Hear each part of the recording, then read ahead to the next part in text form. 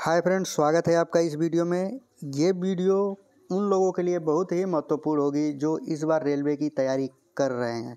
ठीक है फ्रेंड्स, जो कैंडिडेट रेलवे की तैयारी कर रहे हैं उनके लिए मान के चलिए एक मोटिवेशन होगा, क्योंकि इस वीडियो में हम सैलरी स्लिप दिखाने वाले हैं और बताने वाले हैं कि जो अभी लेवल 1 में काम कर रहे हैं उनकी सैलरी कितनी आती है, और साथ ही आपको बताएंगे कि जब आप लोगों की ज्वाइनिंग होगी तो आपकी सैलरी लगभग उस समय कितना बनेगी। ठीक है फ्रेंड्स, हम आपको एक बार और बताते हैं कि इस वीडियो को बनाने का मेरा मेन मकसद यही है कि जो भी कैंडिडेट रेलवे ग्रुप डी यानी लेवल 1 की तैयारी कर रहे हैं उनको मोटिवेट करना। ठीक है फ्रेंड्स, हमें पैसे दिखा के ये नहीं करना है कि देखिए इतना सैलरी बन रही है। उसको दिखाने और बताने का मेन ही मकसद है मोटिवेट करना, ताकि आप मोटिवेट हो के और अच्छे से तैयारी करेंगे और इस बार एक सीट अपना कंफर्म कर लेंगे। ठीक है फ्रेंड्स, आगे बढ़ने से पहले आपसे रिक्वेस्ट है कि प्लीज़ आप हमारे चैनल पर नए हैं तो चैनल को सब्सक्राइब कर दीजिए और वीडियो को लाइक करिए और अपने दोस्तों के साथ शेयर करिए, जिससे हमको मोटिवेशन मिलता है। ये तो रही आपके मोटिवेशन की बातें, और हमारे मोटिवेशन के लिए आपको वीडियो को शेयर करना है, साथ ही सब्सक्राइब भी करना है। ठीक है फ्रेंड्स, ये आप देख सकते हैं कि 2025-01 करके लिखा है, यानी 2025 का 01 मतलब जनवरी की सैलरी स्लिप है। यहाँ भी आप देख सकते हैं लिखा हुआ है जनवरी 2025।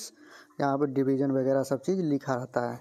यहाँ भी अगर आप देखेंगे तो लिखा हुआ है कि जनवरी 2025 के लिए वेतन पर्ची।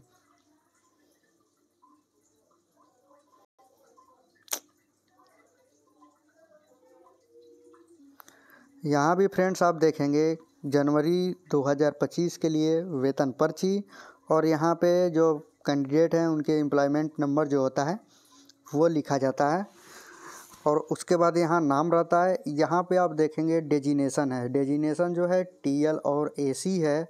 बहुत से कैंडिडेट का कमेंट आया था कि टीएल एसी की सैलरी कितनी होती है, तो इसमें उनको देख के पता लग जाएगा कि सैलरी कितनी रहने वाली है। और जो कैंडिडेट आप सेलेक्ट होके आएंगे, यानी जब ये वाली भर्ती पूर्ण होगी तो उनकी सैलरी कितना बनेगी, एक चीज़ आपको क्लियर पहले कर देते हैं। देखिए फ्रेंड्स, रेलवे के अलावा जो और भी विभाग होते हैं ना, उनमें सैलरी लगभग फिक्स मानी जाती है कि आपकी सैलरी 25,000 आ रही है, 30,000 आ रही है, तो लगभग 30,000 ही आएगी जब तक अगला इंक्रीमेंट नहीं लगेगा। लेकिन रेलवे में ऐसा नहीं है। आपकी सैलरी इस महीने मान के चलिए 30,000 आई, और आपको अगर अगले महीने कुछ एक्स्ट्रा अलाउंस मिल गया तो ये 35-40 तक भी जा सकती है। इस चीज़ को आप ध्यान में रखिएगा, क्योंकि रेलवे आपसे कुछ भी अगर अलग से काम करवाएगी तो उसका आपको अलाउंस जो है अलाउंसेस वो मिलता है। ठीक है, इसके वजह से सैलरी बढ़ जाती है। आप इसमें सब चीज़ को अच्छे से देखेंगे तो आपको बता दें कि ये जो हम डेजिनेशन बताएं टीएलएसी विभाग जो है इलेक्ट्रिकल, बाकी यहाँ पे सब चीज़ है, बिल यूनिट, आधार नंबर हुए। यहाँ पे आप देखेंगे ज्वाइनिंग डेट 18/5/23 का है, और जो बेसिक पे है 19,100 है। ठीक है फ्रेंड्स, बेसिक पे 19,100। बाकी यहाँ पे आगे कैंडिडेट की डिटेल दी जाती है, जैसे लेवल 1 है, और इंक्रीमेंट जो डेट है 1/1/25 है, यानी ये लग चुका है, लगने के बाद 19,100 हुआ है।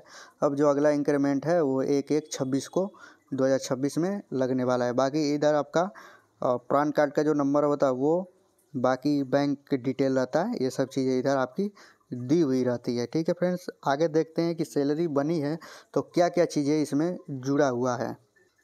इसमें फ्रेंड्स हम एक एक करके देखें तो आपको हमने बताया कि बेसिक पे है जो 19,100 है। अगर डीएनएस अलाउंस बोले तो 10,123 रुपया, जिसको शॉर्टकट में हम लोग डीए बोलते हैं, ये है। ये 6-6 महीने पे 2 बार बढ़ता है, यानी 1 साल में 2 बार डीएनएस अलाउंस बढ़ता है। अभी इस समय 3-3% करके बढ़ रहा है, और वो मिलता है तो आपके बेसिक पे। जैसे मान के चलिए कि 3% डीएनएस अलाउंस मिला, तो वो अगर आपका 19,100 है तो उसी पे 3% आपका बढ़ जाएगा। अभी फ़िलहाल में जो मिल रहा है वो 53% जो है डीए मिल रहा है।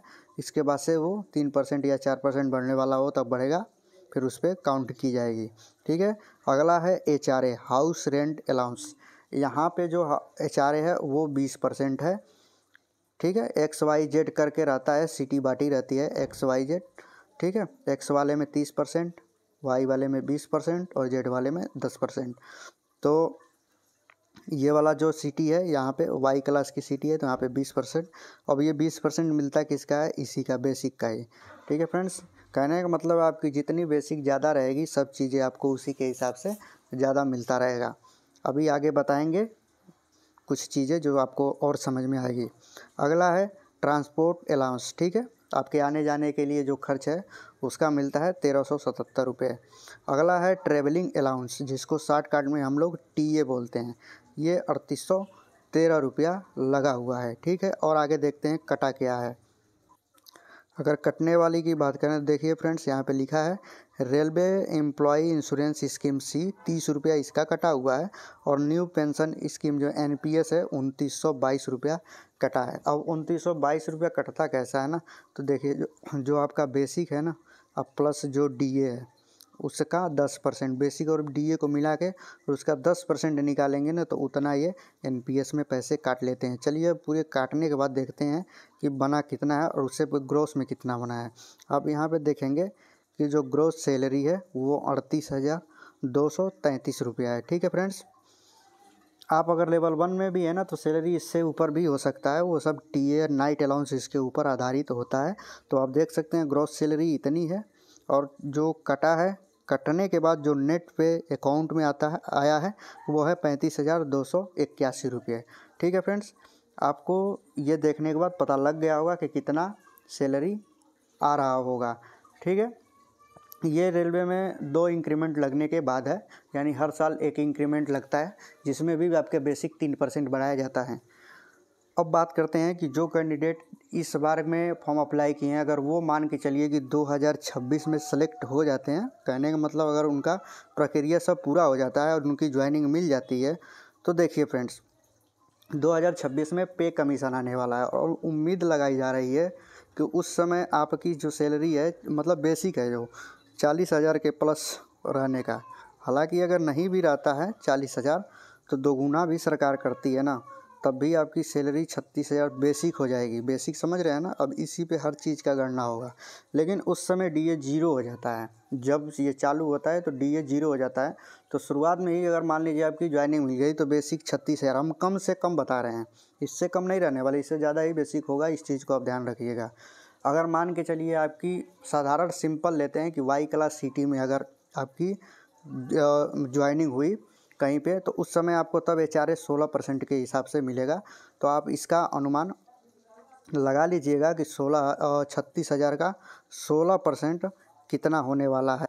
ठीक है फ्रेंड्स, तो 36,000 का जो 16% होगा, लगभग आपका 5760 रुपया होगा। अब आप इसको नॉर्मली अगर ले के चलें तो 36,000 ये हो गया और 5760 ये हो गया, 41,000 प्लस हो गया। और मान के चलिए जो ट्रांसपोर्ट अलाउंस है ना, उस समय आपका 1500 से ऊपर ही होगा, लेकिन हम नॉर्मली 1500 मान लेते हैं अगर, तो 1500 उसको ऐड कर लेंगे। उसके बाद से आप नाइट तो करेंगे ही करेंगे, ड्यूटी लगेगी तो, और जो है टीए वगैरह पे जाएंगे। तो अगर हम सिंपल सा आपका दोनों मिला के अगर 5,000 रुपया मान लेते हैं, ठीक है फ्रेंड्स, दोनों मिला के, तो 5,000 और इसमें हम ऐड कर देंगे, तो आपकी सैलरी लगभग 48,000 के ऊपर चली जा रही है। 48,260 ही हम मिनिमम हर चीज़ को रख के आपको बता रहे हैं, इससे ज़्यादा ही होने वाला है। तो जो भी कैंडिडेट तैयारी कर रहे हैं, मान के चलिए कि आपकी सैलरी जो है लगभग 50,000 हो जाएगी जब आप ज्वाइनिंग करेंगे उस टाइम। तो आपको अच्छे से तैयारी करनी है ताकि एक सीट मिल जाए। ठीक है फ्रेंड्स, जब आपकी होगी ज्वाइनिंग ना, तो एकदम पक्का आपकी सैलरी ज़्यादा बढ़ जाएगी और हर चीज़ बढ़ जाएगा।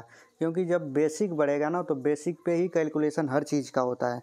मान के चलिए जब बेसिक 36,000 होगी ना, तो उसके बाद से डीए 6 महीने बाद बढ़ेगा। तो 36,000 का अगर 3% बढ़ा, तो डीए तत्काल आपका 3% 36,000 का बढ़ेगा। फिर आपको हर साल सैलरी में ज़्यादा वृद्धि दिखाई देगी। इस चीज़ को आप ध्यान में रखेंगे। वीडियो बनाने का मेरा मेन मकसद यही था कि आपको मोटिवेट करे और आप तैयारी करने पे मजबूर हो जाएं, और अच्छे से जब तैयारी करेंगे तो नौकरी 100% मिलेगी।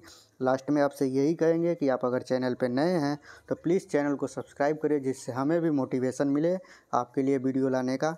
ठीक है फ्रेंड्स, मिलते हैं अगले वीडियो में, तब तक के लिए धन्यवाद।